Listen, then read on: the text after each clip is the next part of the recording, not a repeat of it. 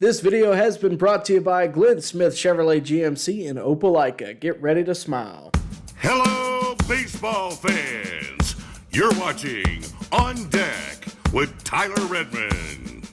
Well, here we are, 24 hours removed from Major League Baseball's trade deadline. Everyone expected the Braves to be one of the biggest buyers in this year's deadline, including yours truly. That didn't happen. Let's talk about it. Of course, the biggest factor here was, will the Braves get a starting pitcher or maybe even two starting pitchers? We did countless videos on what starting pitcher the Braves may target. We flirted with the idea of Logan Webb, flirted with the idea of Robbie Ray, before eventually settling on, hey, Casey Mize makes a lot of sense for the Braves. He's kind of a hometown kid. He's had a really good year. Obviously, there were reports that the Braves were in on Skubal. Maybe they get after his teammate too, right? Well, it didn't end up happening. In fact, come to find out after the fact, the Braves were actually interested in a starting pitcher that wasn't really on any radar, Jacob deGrom. And under a few unfortunate events, based on what we're hearing out of reports from Ken Rosenthal, deGrom declined to be traded to the Braves using his full no-trade protection, and he will remain with the Texas Rangers.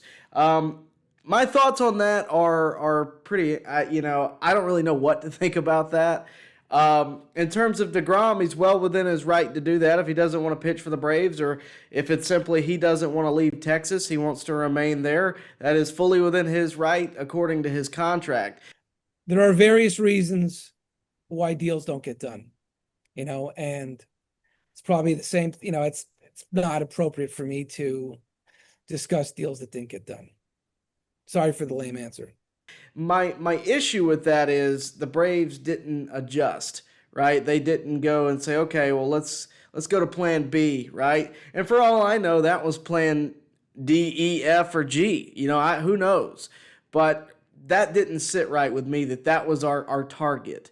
Especially after Skubal. It made more sense to me that we'd have a few offers in on Casey Mize, or we'd have an offer in on Hunter Green, or really any starting pitcher out there just to help cover innings and give the Braves a number 2 starter for the postseason.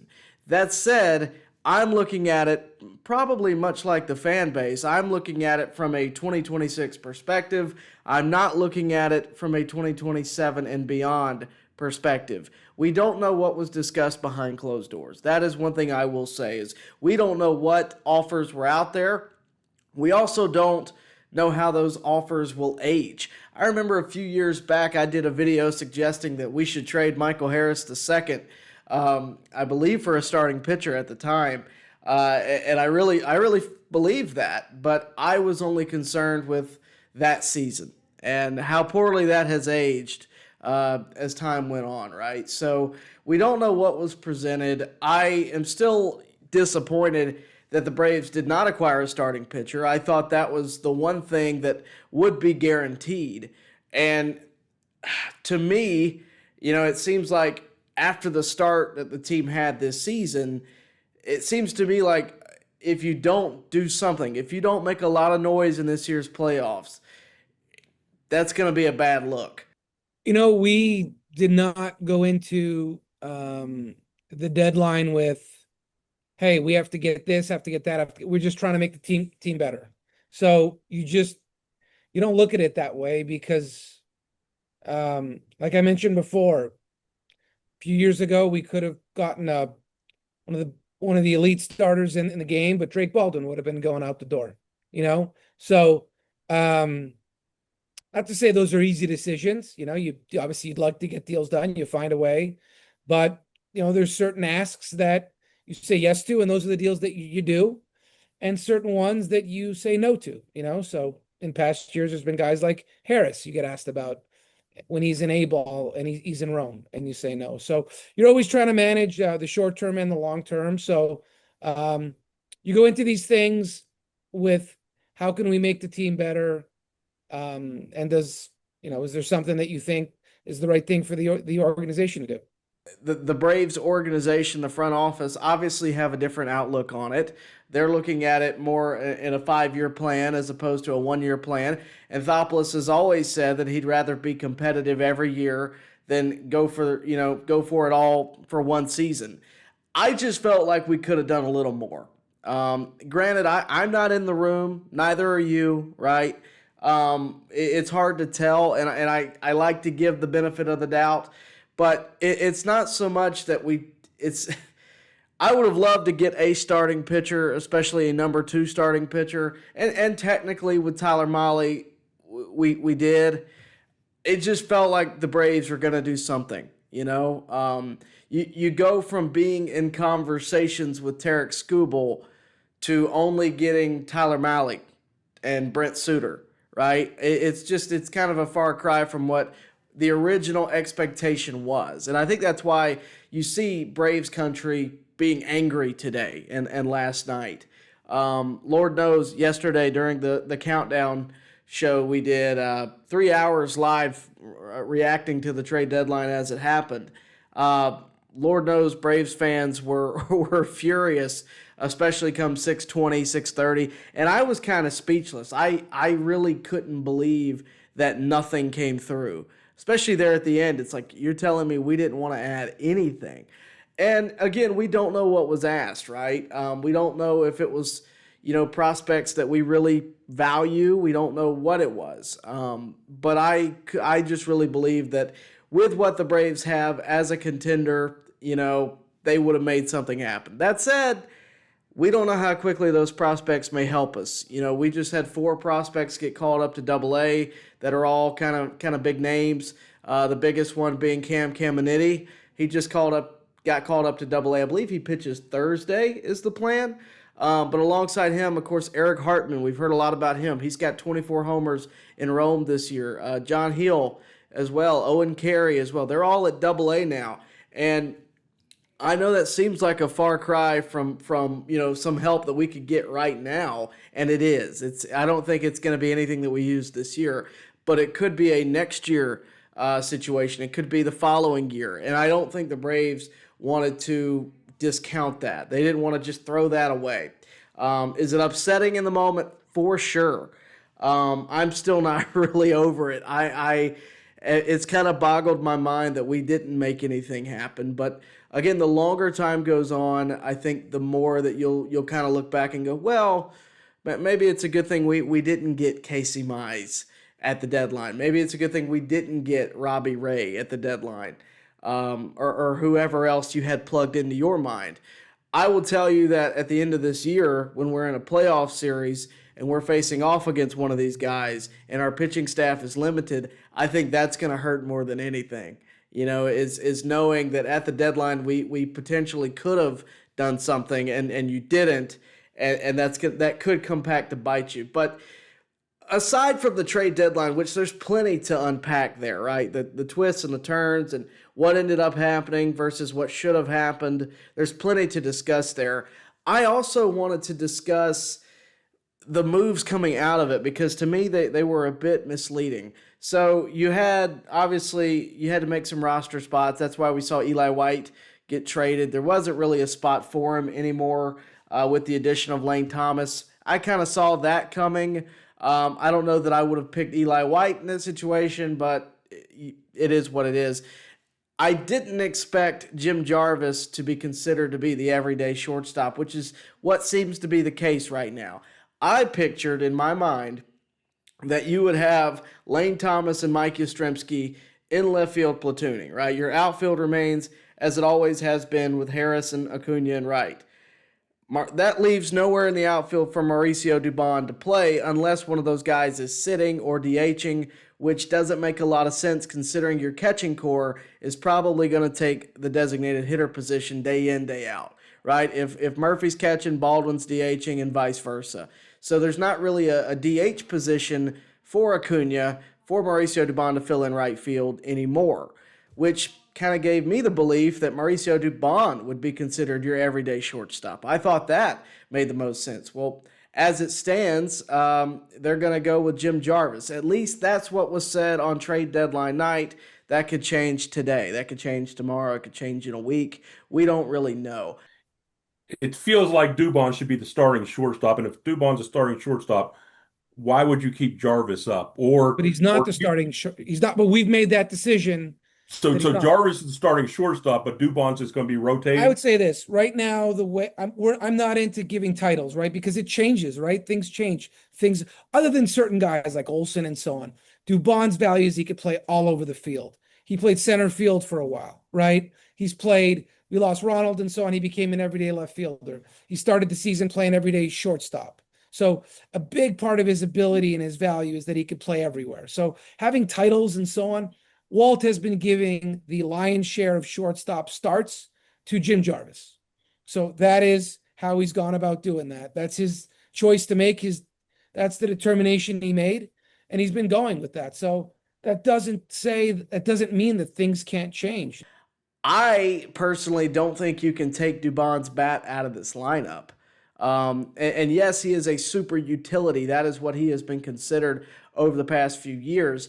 But his first position is shortstop. If you asked him in spring training, which I did, hey, what position, is playing shortstop every day going to help your performance? He said, of course it is. He doesn't have to worry about shifting all around the field and learning different positions and practicing different positions. He can focus on the plate, and what he can do there. So I'm a little confused by that. Of course, the other move, Jorge Mateo was designated for assignment. So in one swift motion here at the deadline, you got rid of two of your fastest players with Eli White and Jorge Mateo.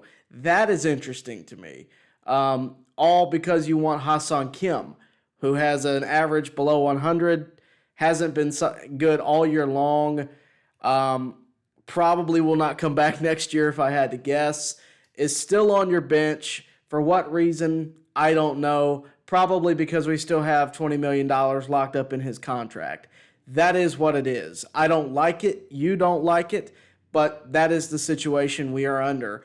And I guarantee you Alex Anthopoulos isn't happy about it, but you can't waste an asset like that, right? You have to trust that maybe coming out of injury, Hassan Kim will show you something that hasn't been there this season thus far. But I don't know about all the corresponding moves. I don't know that, they say Jim Jarvis is going to continue as your everyday shortstop. That could change, like I said, at a moment's notice.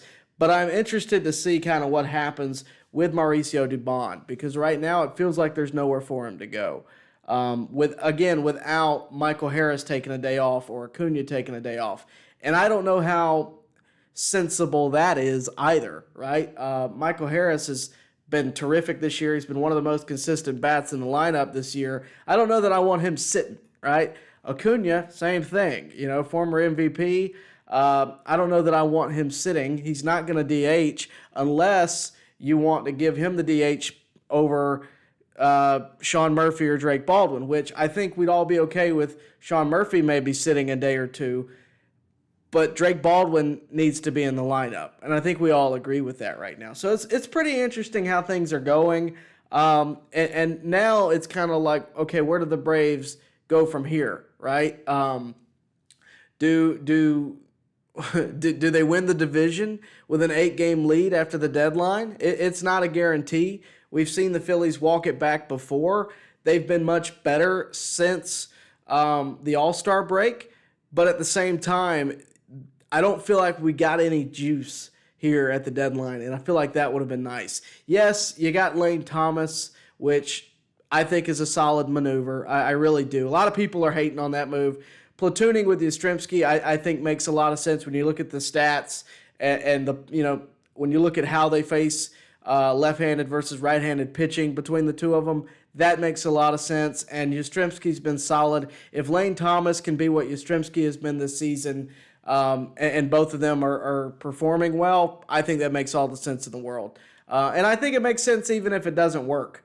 You can't always predict that everything's going to work, but that move makes sense. In terms of Brent Suter, I keep wanting to say Bruce Suter, but in terms of Brent Suter, it's a lefty arm. You can rest, Dylan Lee, Dylan Dodd. I don't necessarily mind that. I actually really like that. Anthopoulos spoke on it yesterday. this is a guy that can pitch every day if you want him to, or at least most days. I think that's, again, more of a move to kind of carry us through the end of the year. It could be a postseason move. I mean, he could have some postseason action, but I think it's more to get us to October as opposed to getting us through October. And that seems to be the mindset, really, this trade deadline. They weren't shooting for the stars as much as I hoped they were. And I think, I've seen the perception ever since the deadline. You have two camps. You have Braves fans who are absolutely livid. And look, I get it. I 100% get it.